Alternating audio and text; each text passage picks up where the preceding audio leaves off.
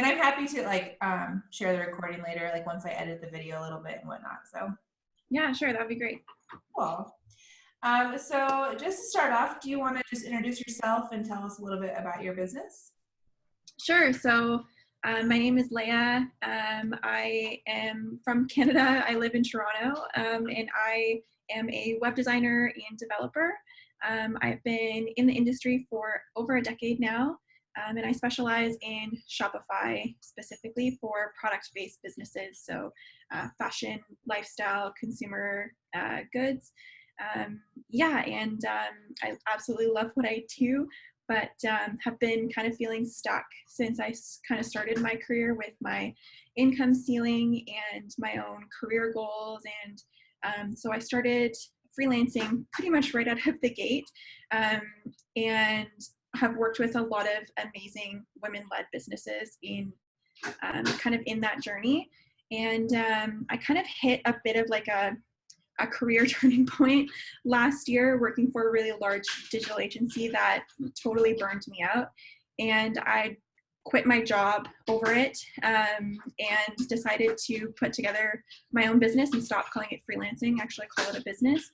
And made myself a logo, slapped up a website in a weekend, and here we are. And I've officially been running my business while also working 9 to 5 for well over a year now.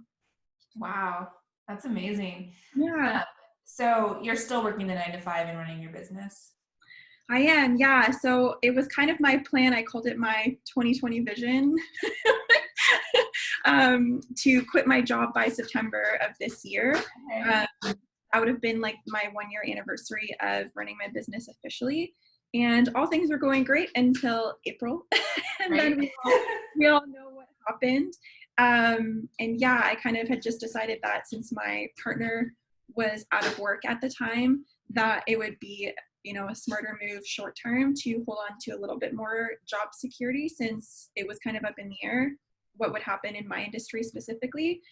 But yeah, it actually kind of turned out to be the opposite. I wish I had just jumped in with both feet. My business has been busier than ever. October is set to be my busiest month I've ever had. Yeah, and I've actually am close to surpassing the income that I made 2 years ago within the first 3.5 months that I ran my business in total. So it's been a crazy ride. That's awesome. Yeah, Wow. thanks. So how did you make the transition from, when you were just working as a freelancer to then being a business owner? Like, what was that transition like for you? Yeah, great question. So freelancing life was really like me being the jack of all trades and master of none kind of thing, taking on odd jobs and things that would just kind of fall in my lap that I didn't really have to work for at all. So people would refer them to me, or I worked with them in the industry previously and they reached out to me because I was top of mind for them. And it would always be like totally random cycles of projects. So I'd get like maybe 2 or 3 a year, make like, $6, $7, $8,000 off of it, and then never hear from that person again. So like the really typical feast or famine kind of life. In terms of when it actually turned into a business is I took a course on Shopify, totally out of the blue from a coworker that I was working with at the agency that I had mentioned before. And it was like a beginner's boot camp on running your own store on Shopify. And they had a 1-hour working session kind of 3 times a week, going through the Shopify interface and how things worked and how to do really basic coding. And I kind of sat there and I was like, this is all very basic knowledge that I already know. Like I'm already farther beyond ahead of this. I can totally do this on my own. And that person actually said, I have this lady who called me from this workshop and she wants to hire a developer for the company she works for, is on Shopify. And I had never developed a site in Shopify before. And I went and met with them and they became my first retainer client. So I got like instant experience on the platform. I knew I could do it already because I'd been doing similar work before, but I basically just said yes to the opportunity and started getting consistent income. And from there, really focused on niching down into that kind of category and calling it a business, because really, if you think about it, I am still a freelancer. I just call it a business. And that was just really a mindset shift and putting out an identity online that kind of changed that for me. Do you think like with that mindset shift that your relationship with your clients is different? Like when you viewed yourself as a freelancer versus viewing yourself as a business, has that changed? 100%. And even the clients that I had when I was just a freelancer versus now when I'm in a business, I treat them entirely differently too, and they treat me differently. They're willing to pay more for the service because, well, A, they know me, they have a relationship and they want to work with me again, but also they know as a business owner, I've streamlined my process a little bit. I have more experience. They're okay with me raising my prices. And yeah, it's a totally different expectation right from the get-go, being a quote unquote freelancer versus a business owner who offers a service. That's really cool. So when you picked Shopify, did you like mean to pick Shopify, or that just kind of fell in your lap and that's why you ended up doing it? It was, I mean, I wouldn't say that it was just by chance or a happy mistake. I've always loved e-commerce ever since I got into the industry, but being platform specific, I kind of fell into it a little bit. However, I will say that it's become such a popular platform that it was just kind of a no-brainer. Instead of, just floating around like I do e-commerce, people really identify with like, I want a Shopify store. That's totally different to them, even though they're the same thing. So it was more of like a thing that I could niche down on and be really clear on for my messaging, more than, just choosing it because it was a fluke. Right. Yeah. That's really cool. What advice would you have for someone, like if they are the Jill of all trades, or the Jack of all trades, like freelancing? 'Cause we've all been on Upwork and like, Yeah. there's just like, so like there's everything's on there, right? But like, how would you like recommend someone figure out how to niche down like that? I think there's two things there. I think as like, especially people in creative fields, you want to be able to do everything that's within your toolbox, but ultimately you need to learn that by trying to serve everyone, you actually serve no one. When you try and use everything in your toolbox, people see you as the jack of all trades and master of none. And when you niche down to one specific skill set, people think of you top of mind. They can find you. Like I just had a client referral yesterday on Instagram from someone who just searched Shopify designers in the Instagram search, and I was the first person. So that's really the power of niching. In terms of like what I would say to people is figure out what you absolutely love to do. For me, like I can design a logo. Do I love designing logos? Not really. Just because I can use Illustrator doesn't mean that I'm a brand designer. You know what I mean?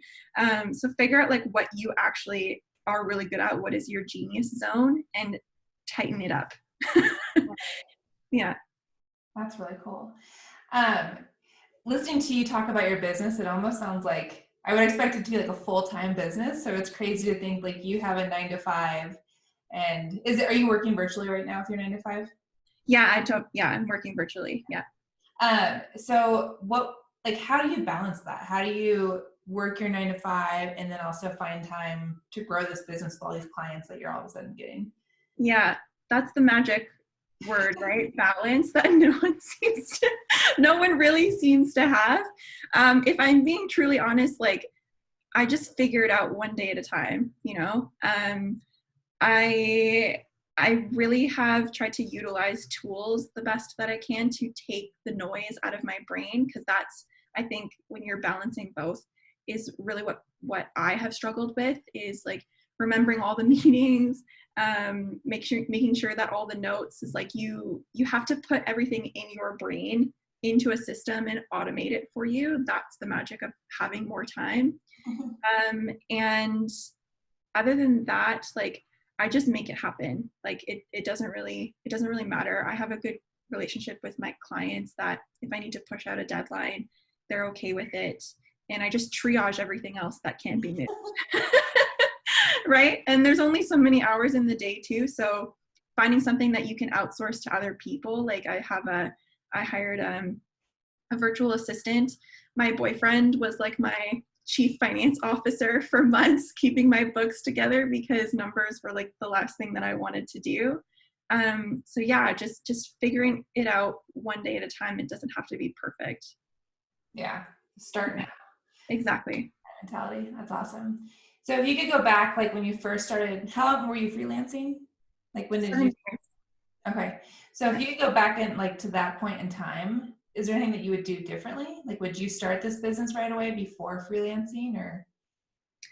I don't think so, because the technical skills is all the stuff that I kind of honed while I was quote unquote freelancing, and it felt a bit safer, if you will.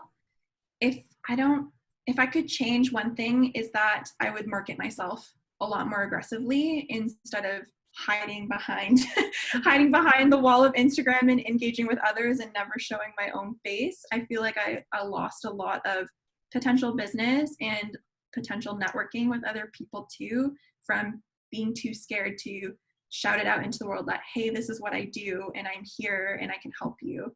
That like shyness mentality really set me back a lot further than I think it would have. I played too small for too long, if that makes sense. Yeah. Have you changed how you're finding your clients versus like freelancer versus business owner? Honestly, a lot of my clients, if not all of them, come through Instagram, and I have less than 200 followers, which is crazy. And I'm booked up until the end of this year, and it's only the beginning of October, so I'm booked up for an entire quarter of the year, from less than 200 followers on Instagram. Yeah, or just referrals. And actually, my biggest client of the year also got through Instagram, but I contacted them.